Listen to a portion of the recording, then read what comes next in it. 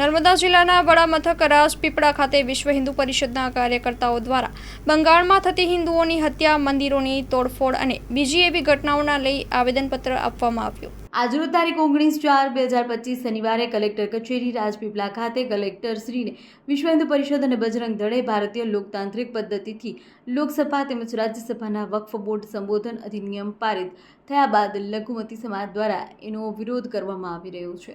ખાસ કરી એના વિરોધમાં પશ્ચિમ બંગાળના મુર્શિદાબાદમાં હિંસક પ્રદર્શન થઈ રહ્યું છે, જેમાં હિન્દુઓ પર હિંસક હુમલા થઈ રહ્યા છે, સંપત્તિઓ લૂંટવામાં આવી રહી છે, હિન્દુઓની હત્યાઓ થઈ રહી છે, જેને કારણે હિન્દુઓ પલાયન કરી રહ્યા છે। આ ઘટનાના વિરોધમાં વિશ્વ હિન્દુ પરિષદ નર્મદા કલેક્ટર કચેરી મોટી સંખ્યામાં સમસ્ત હિન્દુ સમાજ ઉપસ્થિત રહી પોતાનો વિરોધ વ્યક્ત દર્શાવી મહામહિમ રાષ્ટ્રપતિ મહોદયને સંબોધિત કરી આવેદનપત્ર આપવામાં આવ્યું છે।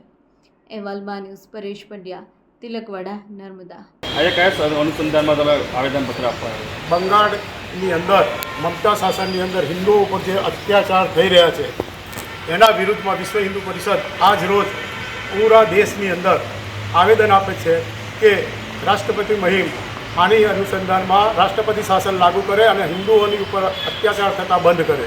એના માટે આજ રોજ અમે કલેક્ટરશ્રીને આવેદન આપ્યું।